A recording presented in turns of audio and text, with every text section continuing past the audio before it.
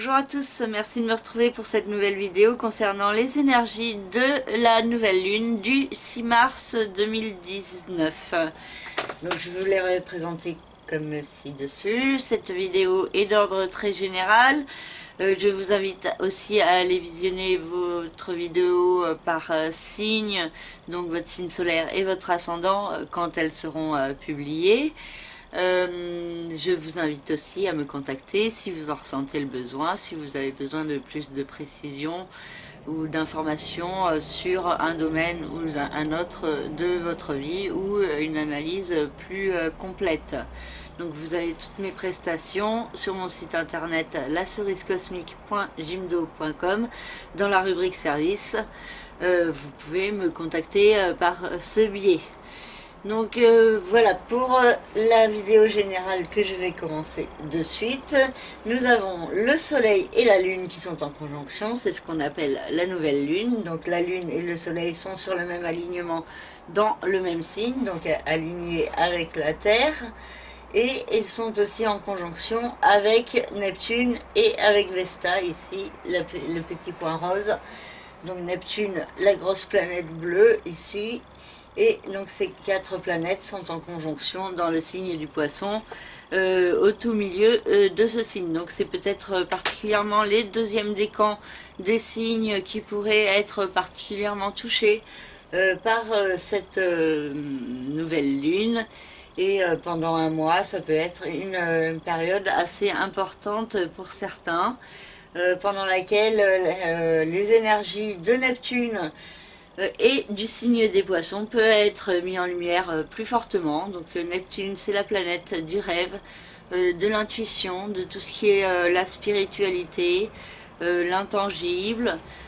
C'est aussi du coup une certaine incertitude et confusion chez certains, parce que certaines personnes peuvent avoir tendance à être un peu en dehors de la réalité, à s'imaginer des choses qui ne sont pas vraies, et donc à vivre plus dans le rêve que dans la réalité. Donc il faudra chez certains faire attention à ne pas être trop dans la projection, mais de bien être centré dans l'instant présent pour bien capter les intuitions, les signes de l'univers en vous et autour de vous.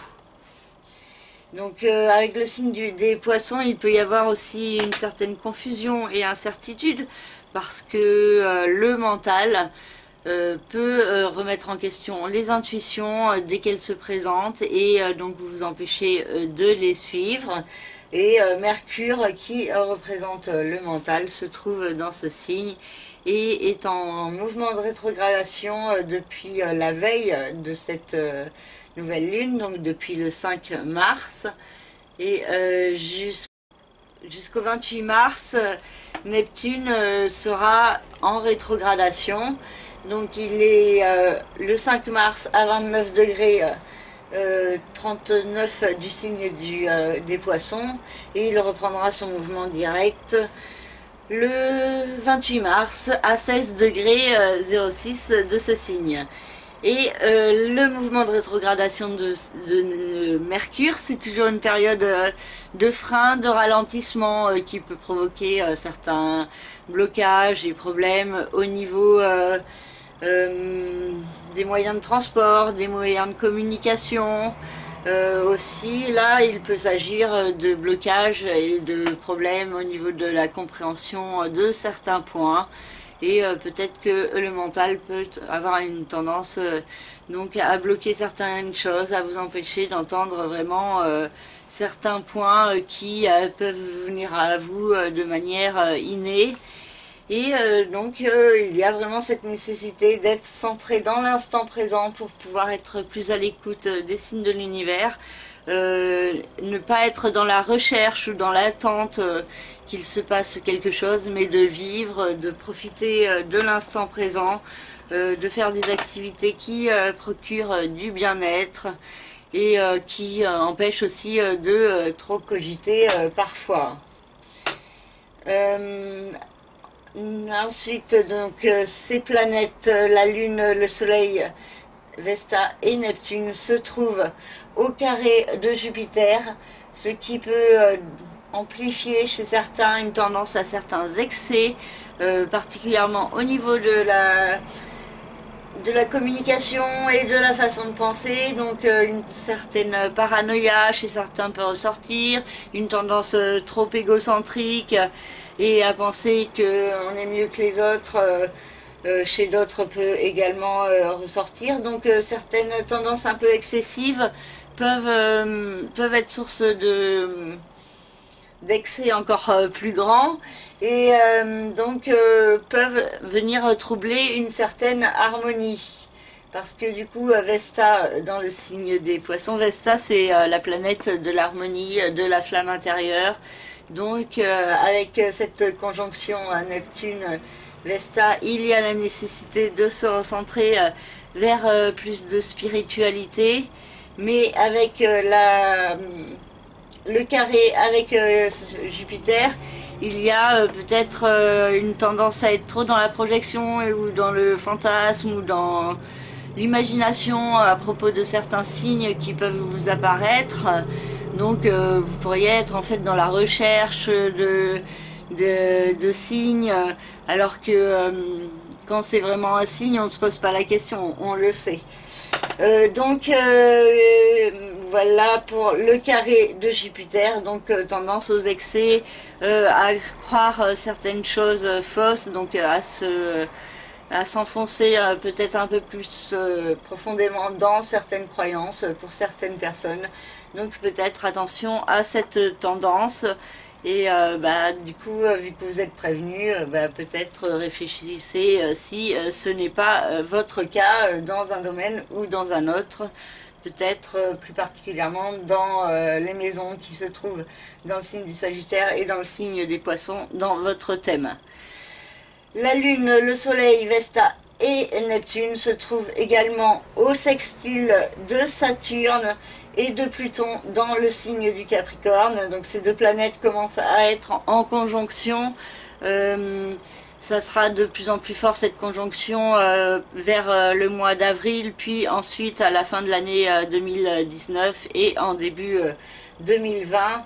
Donc Saturne et Pluton invitent à un nouveau départ, à une régénération intérieure profonde et du coup à faire les efforts pour mettre en place cette renaissance, pour être plus en cohérence avec soi-même, plus honnête avec la voix de son cœur qui vous guide, qui nous guide tous vers une renaissance, donc particulièrement dans le domaine qui se trouve dans le signe du Capricorne et dans le signe des Poissons, dans votre thème de naissance.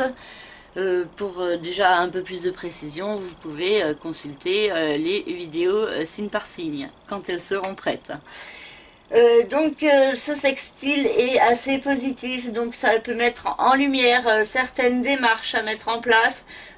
Certaines personnes pourraient avoir des intuitions, des inspirations et des révélations sur quelle démarche il faut mettre en place pour être plus constructif, pour se diriger vers plus de bien-être et d'épanouissement.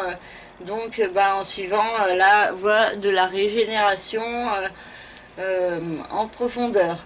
Et le Soleil, la Lune, Vesta et Neptune se trouvent aussi au sextile de Mars dans le signe du Taureau. Donc des démarches pour un bien-être ou une sécurité matérielle sont possibles, mais aussi des démarches pour être dans plus d'harmonie et profiter des belles et bonnes choses de la vie, et également pour prendre plus soin de soi, qui sont possibles et qui peuvent être favorisés lors de cette nouvelle lunaison, donc qui durera un mois et qui commence à partir du 6 mars.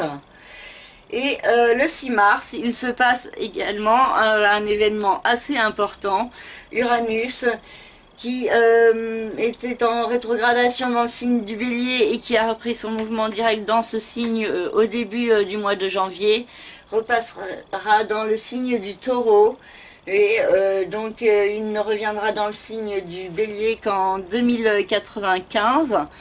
Et donc quand une planète entre dans un signe, il y a toujours des énergies plus puissantes qui peuvent se faire ressentir. Donc avec Uranus, qui est la planète du changement, de la transformation, de la liberté également, de l'indépendance, qui entre dans le signe du Taureau, il y a peut-être des changements qui pourraient se mettre en place en vue d'un meilleur ancrage dans la Terre, donc d'une manière ou d'une autre. Chez certains, ça peut s'exprimer au niveau d'investissement financier. Pour d'autres, ça peut être à un niveau de certaines études. Bon, selon le thème de chacun, ça peut être totalement différent, mais il y a la notion de recherche d'un certain bien-être matériel, financier, de se sentir en sécurité sur cette terre, donc peut-être la notion aussi de prendre plus soin de la terre. Et il y a peut-être certains événements qui peuvent se faire ressentir au niveau mondial, au niveau du climat également. Donc peut-être ce passage d'Uranus dans le signe du Taureau peut activer certains changements au niveau de la planète même, vu que le signe du Taureau est un signe de terre. Uranus se trouve au carré de Vénus et encore au carré large de Pluton. Bon, ce carré commence à s'estomper, tout comme le trigone d'Uranus à Jupiter, donc qui pousse à passer à l'action pour transformer ce qui doit l'être. Donc un certain processus a pu être mis en place dans les mois précédents et pourrait prendre plus d'ampleur avec l'entrée d'Uranus dans le signe du Taureau. Mais du coup, il y a peut-être aussi beaucoup de nervosité, qui peuvent venir aussi des remises en question de certains points que vous auriez compris intérieurement et qui peuvent être assez perturbants. Au niveau sentimental et affectif, il y a aussi peut-être des changements difficiles ou une période un peu explosive avec beaucoup de nervosité. Vénus dans le signe du Taureau réclame une certaine liberté d'être, donc l'amour a besoin d'être libre, et s'il y a un certain enchaînement de la possession ou trop d'ego, Vénus peut aussi se frustrer et se renfermer. Donc ça peut être une période, une liaison un peu difficile au niveau sentimental, avec peut-être des compromis à trouver pour être dans un juste équilibre, et donc peut-être aussi chez certains des risques de conflit ou même de fin ou de rupture. Donc peut-être des énergies un peu difficiles à gérer pour certains. Mais il y a aussi Chiron qui vient d'entrer dans le signe du Bélier. Et Chiron, c'est la planète de la guérison. Et cela nous invite à avancer vers une renaissance intérieure, à faire les démarches, à initialiser certains projets pour soi-même, pour s'affirmer, pour s'imposer, pour être authentique et pour être bien et en bonne santé, que ce soit physique ou mentale, dans sa vie. Donc beaucoup d'intuition, d'inspiration au cours de cette nouvelle lunaison qui peut donc chez certains permettre de réaliser certains rêves, certains idéaux. Pour d'autres, ça peut être beaucoup de révélations sur eux-mêmes, sur qui ils sont. Pour d'autres, ça peut être vraiment la notion d'un éveil spirituel plus grand, une compréhension plus grande de certains points concernant leur vie, concernant qui ils sont et qui nous sommes tous dans l'univers. Et donc c'est une nouvelle lunaison vraiment pour se recentrer sur la voix de son cœur et pour essayer de faire taire la voix de l'ego, du mental quand celle-ci prend trop de place et qui vous empêche finalement de profiter des belles et bonnes choses de la vie, hein. Donc faites les efforts de ne pas être dans les excès, de vous diriger vers une certaine guérison intérieure, vers plus d'harmonie, vers vos idéaux également, et vers un certain bien-être sur cette planète. Voilà, j'ai fait le tour de toutes les énergies autour de la Terre actuellement, et aussi préciser que le nœud lunaire sud se trouve dans le signe du Capricorne en conjonction avec Pluton. Donc il y a aussi peut-être certains points qui peuvent vous retenir dans le passé, et certaines personnes peuvent avoir du mal à s'ancrer et à prendre ce nouveau départ qu'ils peuvent ressentir profondément. Et donc attention à ne pas rester trop attaché à certaines valeurs du passé, à certaines croyances, mais au contraire à prendre de la hauteur, du recul, pour pouvoir du coup mieux avancer vers plus de réalisation et plus d'épanouissement. Le 21 mars, il y aura la pleine lune sur l'axe Bélier-Balance. Donc la lune sera dans le signe de la Balance au tout début de ce signe, et le soleil sera au tout début du signe du Bélier en conjonction avec Chiron. Donc il y aura la mise en lumière plus grande de cette notion de guérison dont je parlais, qui pourra être mis en lumière lors de cette lunaison, et plus fortement lors de la pleine lune du 21 mars. Voilà, j'ai fini cette vidéo d'ordre général. Je vous rappelle que vous pouvez me contacter par le biais de mon site internet lacerisecosmique.jimdo.com. Dans la rubrique service, vous avez toutes mes prestations. Donc si vous en ressentez le besoin, n'hésitez pas à me contacter.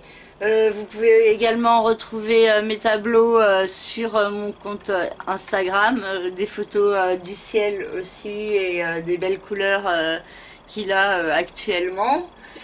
Et je vous invite aussi à visionner votre vidéo signe par signe, donc pour votre signe solaire et votre signe ascendant, donc dès qu'elles seront publiées. Je vous souhaite une très belle lunaison et un très beau mois de mars, et je vous dis à très bientôt. Merci de votre écoute, et prenez soin de vous, et à bientôt. Au revoir.